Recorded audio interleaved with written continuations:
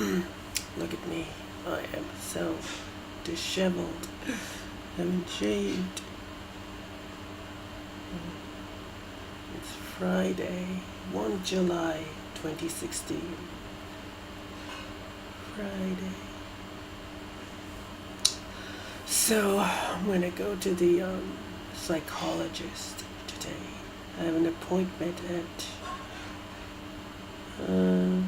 12 o'clock at that same place, but this is a psychologist, not the psychiatrist. The psychiatrist recommended that I should see the psychologist. Might be helpful. I think she does cognitive behavior therapy. I think I have a book on that. I bought a book on it, a couple of. I buy all these books. Yeah, but I should read them, don't I? And tomorrow is the federal election. The Australian federal election tomorrow. I was thinking, should I vote for the Greens? I looked up on the Greens website and I'm like, I don't know, I'm just like, I don't know, it just seems like Labour has a better chance of getting elected than the Greens, so since the Labour Party is sort of like a left-leaning party, it's more like they're interested in the social. They care more about social stuff, whereas the Liberal Party is more about the business stuff. So I think I'll vote for Labour. I told my mom I'll vote for Greens because she's like a Green supporter.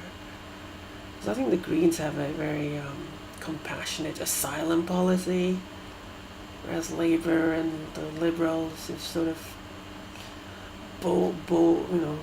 they both are pandering to the fear of the majority of the Australian public. If you're going to be invaded by boat people and all of this, so I'll probably vote Labour.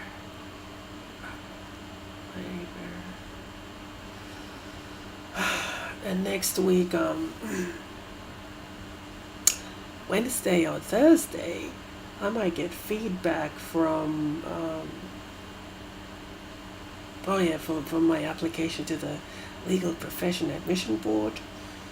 I should probably get an email notifying me if my application has been accepted or denied or perhaps deferred. That should be interesting. I would like the application to be accepted, because then it gives me a motivation to do something.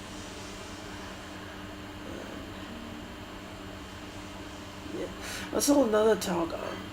So I also got a letter from Centrelink saying that I have an appointment for a job capacity assessment in regards to my disability pension application on July 11th. So I gotta go there and evaluate how capable I am of looking for work or working. I don't want to work. I want to get a job. I keep on saying that, but it is very difficult for me to do. It's one of my challenges.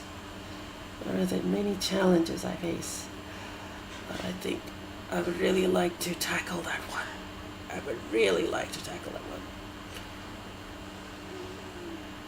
And maybe do something really good and productive and meaningful with my life.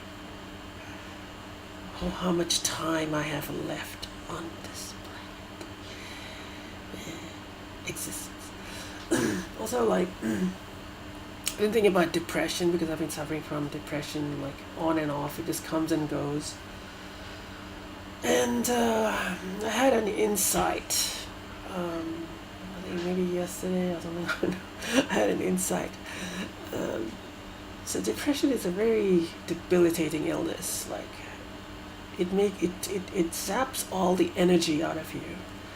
So you feel unmotivated. You feel very hopeless. You feel, you feel it's extremely debilitating. It can like really bring you down. That's what it does. It brings you down. And the funny thing about depression, or paradox or conundrum, which is somewhat sadistic about this illness, is that the only person who can really help you is you. Yes, you can take medication. I guess for some people it can help, and I think medication helps. But really, when it comes down to it, because this is a complex illness based on life circumstances and memories and all of that, depression, in order to deal with it, it requires you to be there for you when you're at your most weakest, and when you're most vulnerable. I was thinking of that line over and over in my head. I just slipped up saying it. The depression is it's so insidious that I don't know how I feel like this is a cruel nature. This is a cruelty of nature, is that it creates this psychological condition that in order to truly treat it, have long-term effects, you have to learn, you have to practice being kind to yourself, being a good friend to yourself, being there for you when you don't have the energy to do it, when it's like you're down and out, another phrase, when you're down and out, you have to be there for yourself. And that sometimes it requires an enormous amount of strength out of you. So some moments are so bad, it takes everything out of you just to be there for you. Sometimes it's such a victory just getting out of bed. Like, I was sitting on bed for like such a long time. I just didn't want to get up. Oh, God. So even doing these little things can be difficult, but this is what depression is. You have to be there for you when you are at your most weakest, and by doing that, I think you develop strength. And if you can keep on doing that, I think like when you're better, you will have a lot of inner strength, because you will have the memories of being there for you when you were at your lowest point, or when you were very weak. So that memory will aid you to be more courageous, I believe, when you are more resourceful, when you have more strength, when you're not depressed, or not so depressed. So, yes, that is the insidious nature of depression.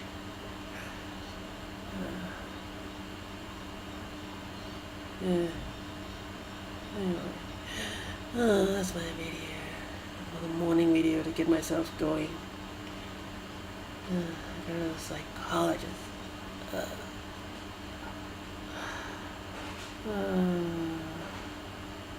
I still have to do that Medicare claim. I still haven't gotten my money back. I keep on not procrastination. Apparently that's another symptom of depression, is you procrastinate a lot.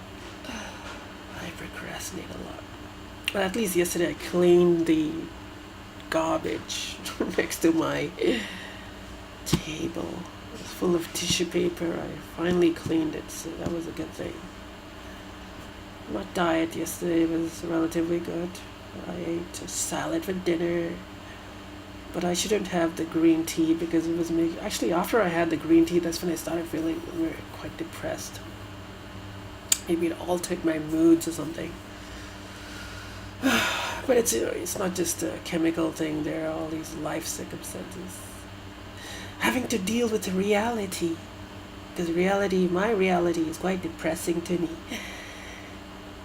And I find that I tend to cope by, my mind tends to cope by creating illusion fantasy. Not hallucinations, but my emotive perception of the objects in reality are a product of a fantasy, a coping mechanism in order to hide away from the emptiness and the disappointment of my life.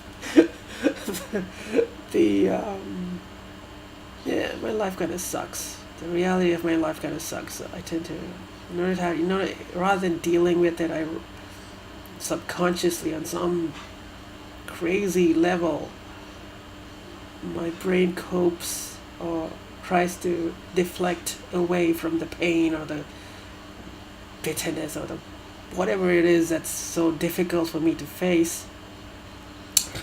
It copes with that by creating illusions. My emotions are not based in reality sometimes. I don't I don't hallucinate, but I do have emotions that might be misplaced in objects in reality. That's some thoughts for ya.